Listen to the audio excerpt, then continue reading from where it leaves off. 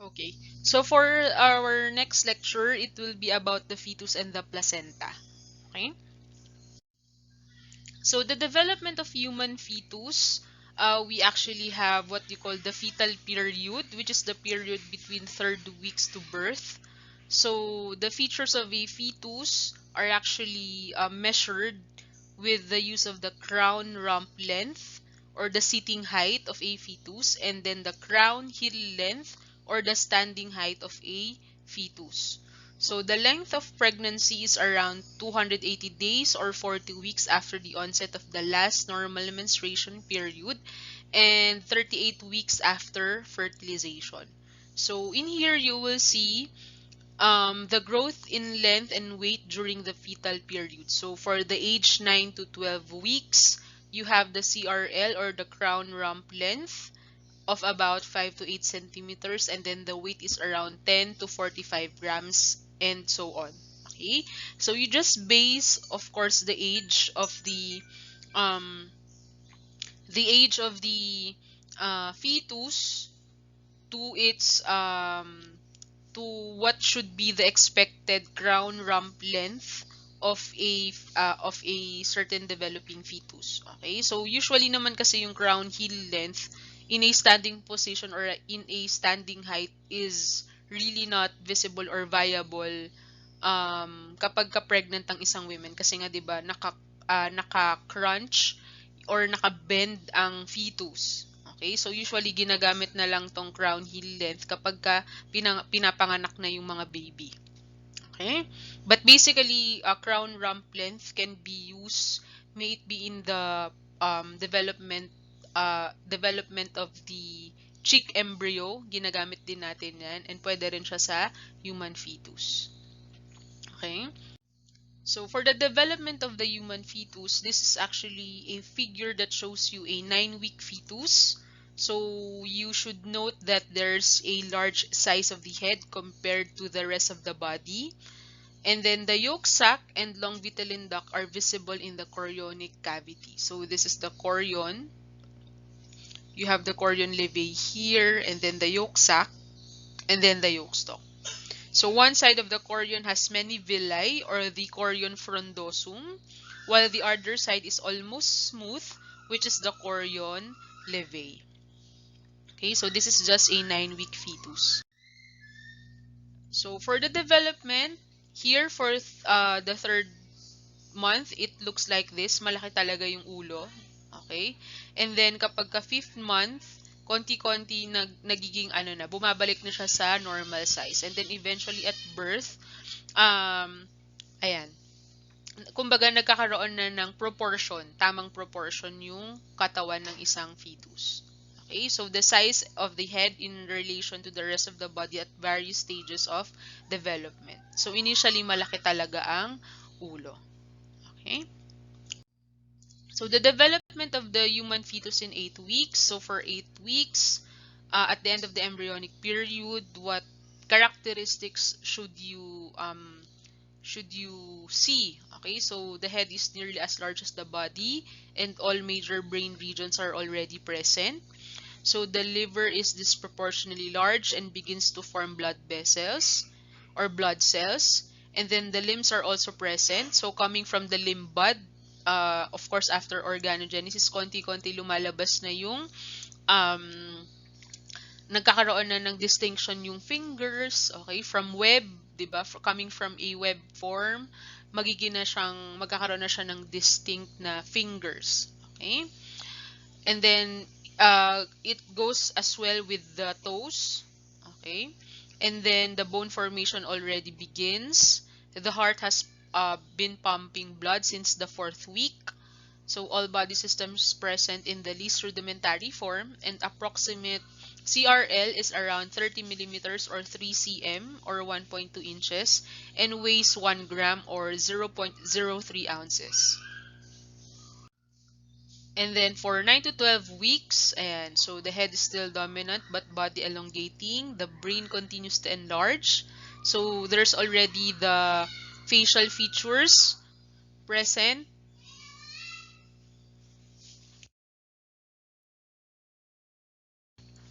And then you also see the walls of the hollow visceral organs gaining smooth muscles. Blood cell formation begins in the bone marrow already, and then bone formation is accelerating. Sex is readily detected from the genitals, and approximate crown rump length is around 90 millimeters or 9 cm. Okay, so mga ilang buwan ba to? Mga 3 months, you will already be able to know what the gender of the baby is. Okay? So this is an 11-week fetus showing a swelling at its base caused by herniated intestinal loops, and those are well developed already, and the sex of the fetus can be seen, and the skull of this fetus lacks the normal smooth contours. So dito hindi pa natin masyadong makikita na maayos yung head niya.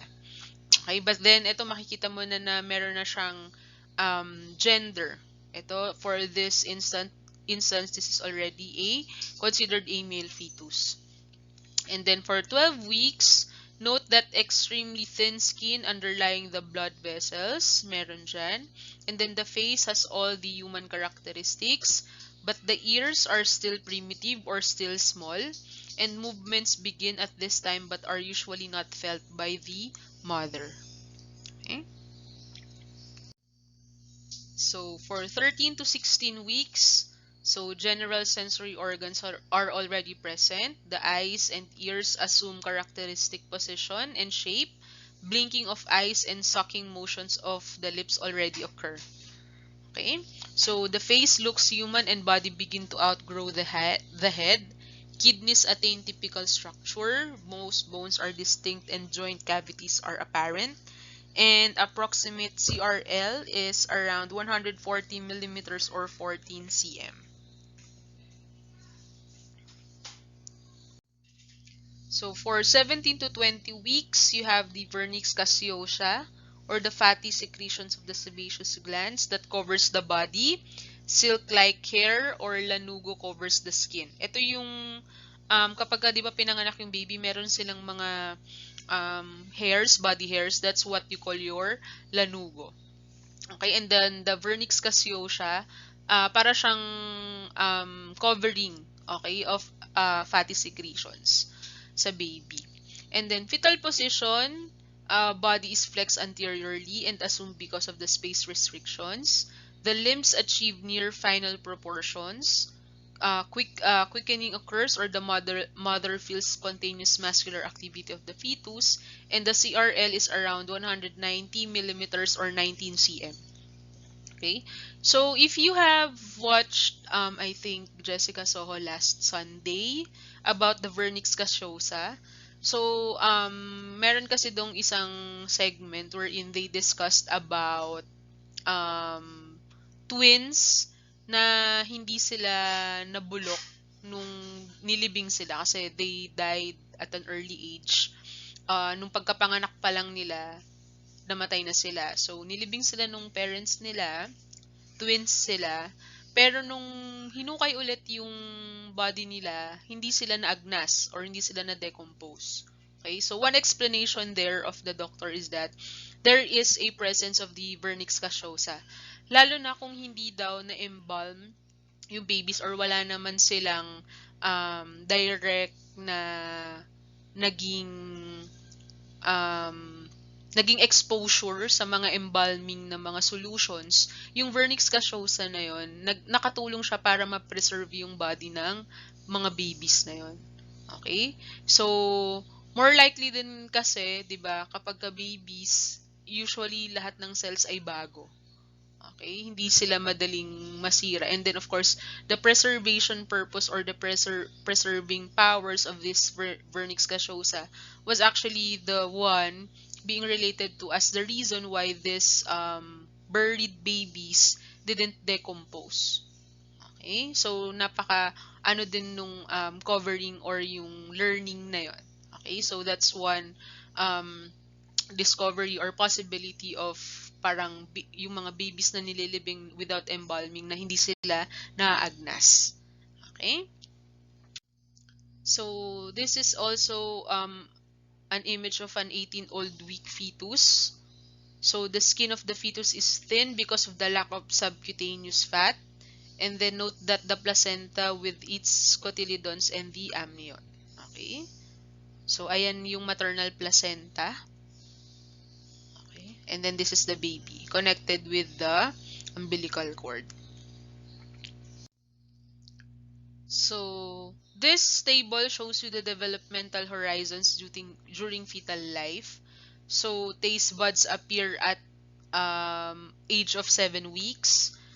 Babies can already swallow at 10 weeks. Respiratory movements around 14 to 16 weeks. Sucking movements 24 weeks. Some sounds can be heard at around 24 to 26 weeks, and then eyes are become sensitive to light at weeks 28. Okay, so recognition of form and color occurs postnatally. So di ba nga kapag ang mga babies bagong panganak sila, they cannot really see so much. Parang nakakaaninag lang sila na merong ilaw. But definitely um the recognition of lines, the colors, the shapes, nangyayari yun after a few months pa. Okay? Pag pinapanganak ang isang baby. Okay? So next, 21 to 30 weeks old fetus, or the 6th and 7th months. So there's already a substantial increase in weight and may survive if born prematurely at 27 to 28 weeks, but hypothalamus is still immature to regulate body temperature, and surfactant production by the lungs is still inadequate. And then myelination of the spinal cord begins, and then eyes are already open. Skin is wrinkled and red, fingernails and toenails are present. Body is lean and well proportioned. Bone marrow becomes sole site of blood cell formation, and testes enter the scrotum in the 7th month in males. Okay?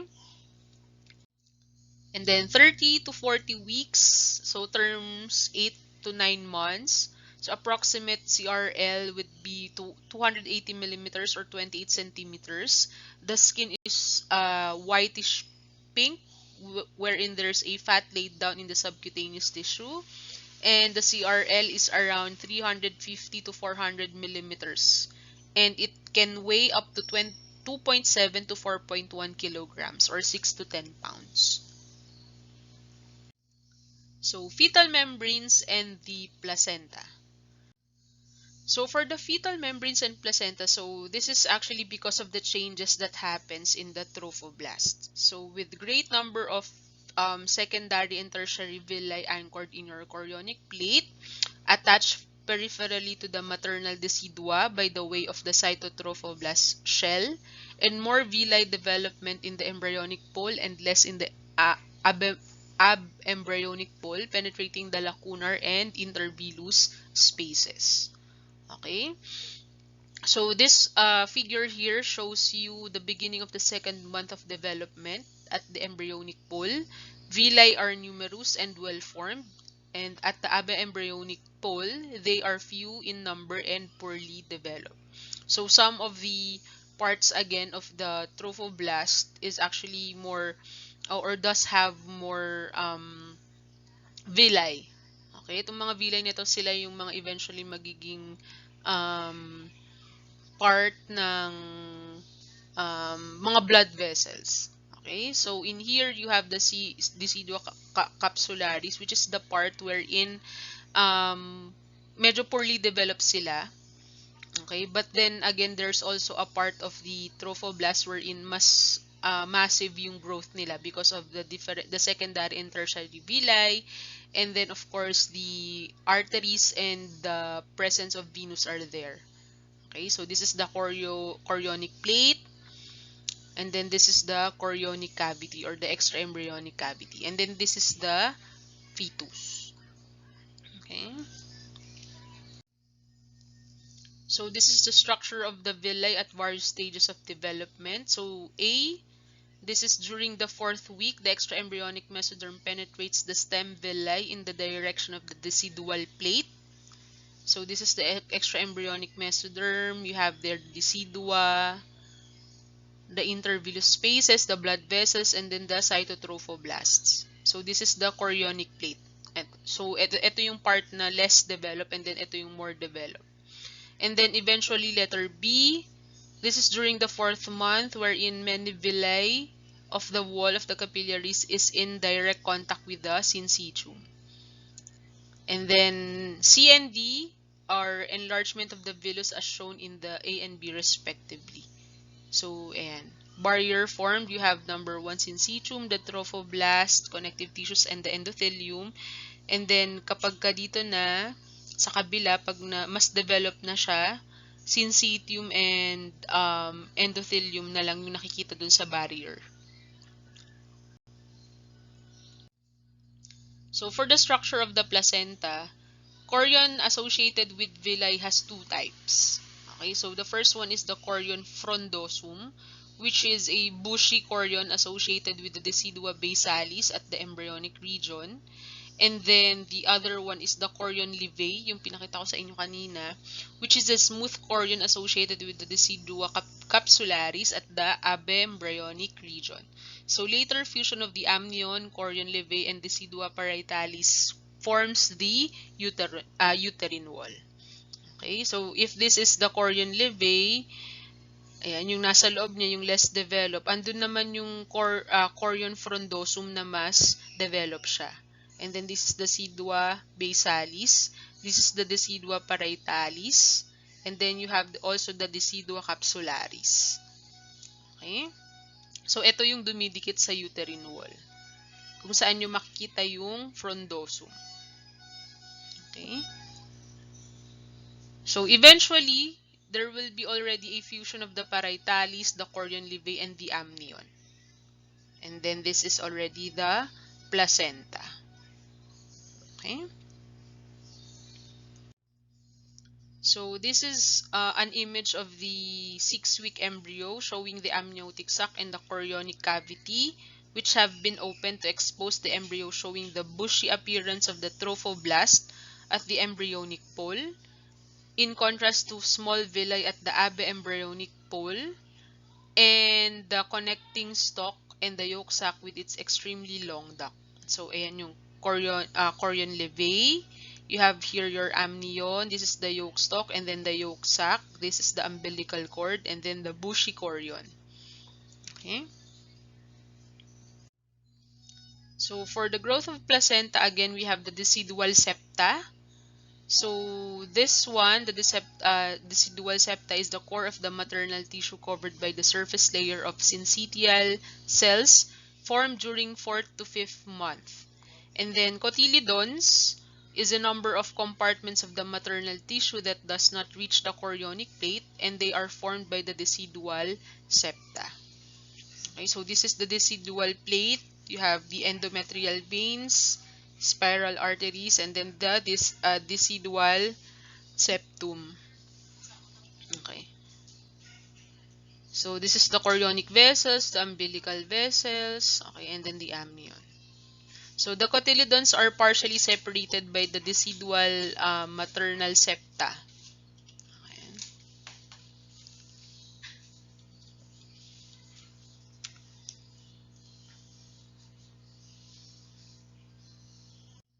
Okay.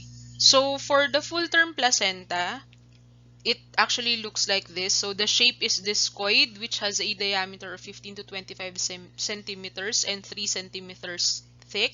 It weighs around 500 to 600 grams at birth, and they are torn and expelled from the uterine cavity 30 minutes after birth. So it looks like this. So this is the chorionic plate.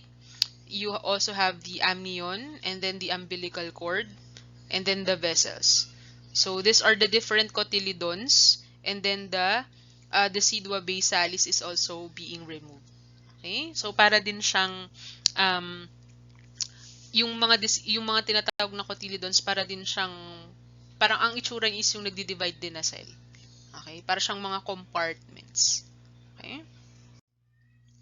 So the circulation of the placenta, so with numerous number of large arteries and veins, you have what you call now your chorionic vessels. So the stages, So cotyledons receive their blood through 80 to 100 spiral arteries. And then blood enters the intervillous spaces and then bathes the numerous villi and villus tree with oxygenated blood. And then blood flows back from the chorionic plate toward the endometrial veins. And mature placenta contains around 150 ml blood cycled around 3 to 4 times per minute. Okay? So, kaya hindi rin naman ganun kadaling kumbaga ma-poison or maano yung baby pag sa maternal exchange kasi meron silang ways. Okay, paano mag-exchange ng blood and ng nutrients yung mother at yung baby. Okay? So, as you see here, you have the the arrows pertaining to how the movement of the blood happens. Okay? So, for the function of the placenta, so it is very important for you to know that it is for the exchange of gases. It is also utilized for the exchange of nutrients and electrolytes and also for the transmission of maternal antibodies. So for the hormone production, so progesterone is being produced at 4th month to maintain pregnancy. You also have estriol for the uterine and mammary gland development for a woman. And then you also have the human chorionic gonadotropin or HCG, which is already present in the 2nd month and maintains the corpus luteum. And then you also have the somatomatotropiin, formerly known as the placental lactogen, which gives the fetus priority on maternal blood glucose and also used for the milk production. Okay, so as you see here, this is actually how it looks like. So you have the decidua basalis, which is embedded on your uterine wall, and then you also have your chorion frondosum here. So of course the red and the blue colors would give you the idea of veins and arteries. Okay. So the amnion and the umbilical cord. So primitive umbilical ring, it is the oval line of reflection between the amnion and embryonic ectoderm with the following elements at 5th week. So first you have the connecting stalk containing the allantois and the umbilical vessels. Of course, it it is composed of 2 arteries and 1 vein. You also have the yolk stalk, which is the vitelline duct accompanied by the vitelline vessels, and the canal, which has which is connecting the intraembryonic and the extraembryonic cavities. And then you also have a primitive umbilical cord present at 10th week with yolk sac, yolk stalk, and the intestinal loop. So in here, you will see the 5-week embryo showing structures passing through the primitive umbilical ring. That's here. And then letter B would show you the primitive umbilical cord at 10th week embryo. And then C is actually a transverse section through the structures at the level of the umbilical ring. And then D is the transverse section through the primitive umbilical cord showing the intestinal loops protruding in the cord. Okay, so this is the connecting stalk here. You have the vitelline sac and the vitelline vessels. Okay. Ayan. So just study this image. Okay, how this one changes into this one. Okay. So, amnion and umbilical cord abnormality. So, here we go with some of the applications that you should know. So, hindi lang tayo dapat puro concepts. Dapat meron din tayong mga application na binibigay for each, for the given topics. No? So, here you have the amniotic bands. So, some tears in the amnion may result in the amniotic bands that may encircle part of the fetus, particularly limbs and the digits. So amputations, ring constrictions, and other abnormalities including craniofacial deformations may actually occur. So yan, yung possible ng amniotic bands. Pwedeng magkaroon ng amputation sa different parts of the body kapag napulupot. Okay? And then you also have the umbilical cord abnormality. So these are extremely long cord that may encircle the neck of the fetus. Usually nangyayari talaga to. And of course, meron din tayong mga tinatawag na false knots with one tapos meron din with one artery only. Okay, so it compresses the cord preventing blood and oxygen exchange between the mother and the fetus resulting to asphyxia. So, asphyxia resulting to decreased flow of the oxygen to the fetus through the umbilical cord make uh, could actually lead to the death of the fetus. Okay? Lalo na kapag 'di ba, hindi mo naman kasi malalaman kaagad sa imaging kung nakapulupot yung umbilical cord. Usually malalaman mo na lang talaga na may mga ganyang situations kapag na in labor na or nanganganak na yung babae. Okay? So, amniotic fluid and abnormality. So, amniotic fluid is usually known as clear watery fluid, which is around 1 liter, produced in part by the amniotic cells from the maternal blood. So, its function is for shock absorption. It prevents adherence of the embryo to the amnion, and it allows fetal movements. So, some abnormalities that may arise with the presence of amniotic fluid are the following. First, we have the hydramnios or polyhydramnios, which is having excess of amniotic fluid of around 1,500 to 2,000 ml. And then you also have the oligohydramnios, which is decreased in amount, which is less than 400 ml. And then premature rupture of the amnion, which is the most common cause of preterm labor.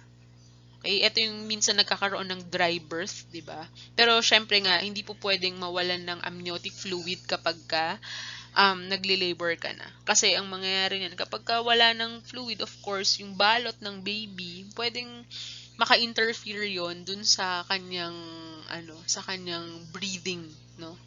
Mechanism, and also may lead to death.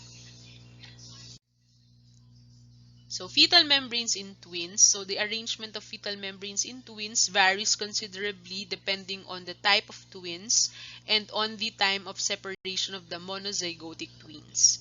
So, when you say dizegotic twins, also known as the fraternal twins, they result from simultaneous shedding of the two oocytes and fertilization by different spermatozoa.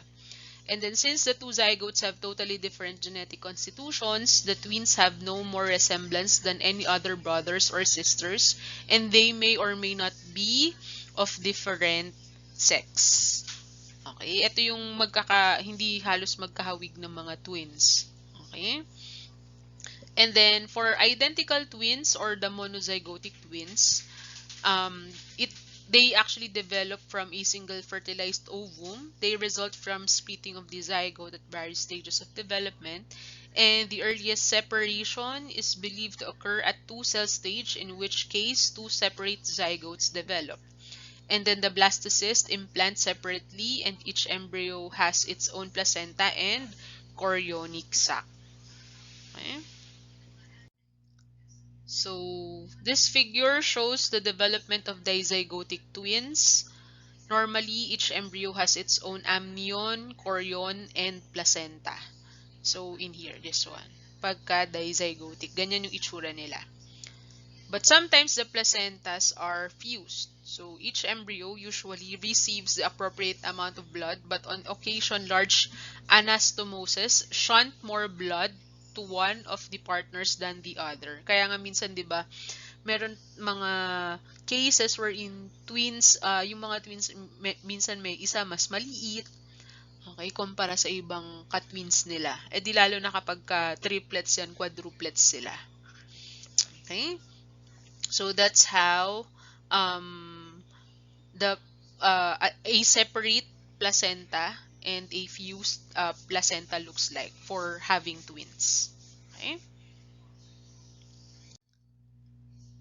So this figure shows possible relations of fetal membranes in monozygotic twins. So ito naman, they have splitting that occurs in the two-cell stage, and each embryo has its own placenta, amniotic cavity, and chorionic cavity. So splitting of the inner cell mass in two completely separated groups, the two embryos have a common placenta and a common chorionic sac but separate amniotic cavities for letter B. Ayan. And then splitting of the inner cell mass at the late stage of the development. The embryos have a common placenta, a common amniotic cavity, and a common chorionic cavity. So these are the differences naman for monozygotic twins. Okay? So kung sa dizegotic meron silang dalawang conformation, for monozygotic pwedeng possible yung three relations. Okay? So, twin defects. So, first one we have fetus papyraceous, or one twin is larger and the other is compressed or mummified. Okay, and then the second one is twin transfusion syndrome. This is where placental vascular anastomosis produced unbalanced blood flow in the two fetuses. Okay, yun yung sinasabi na pwedeng mangyari. Possible na meron talagang um, isang twin lang yung nakakakuha ng enough, and then the other is under received siya ng mga nutrients and blood. Okay? And then you also have the thoracopagus, pigopagus, and then the craniopagus. So these are conjoined twins which can be separated only if they have no vital parts in common. So, for example, Siamese twins, they are or conjoined twins. This is caused by the partial splitting of the primitive node or streak or misexpression of the genes like the busicoid. Okay? So, again, kung nakakapanood kayo ng mga documentaries about twin defects, it is very difficult to separate twins kapag they share a single organ.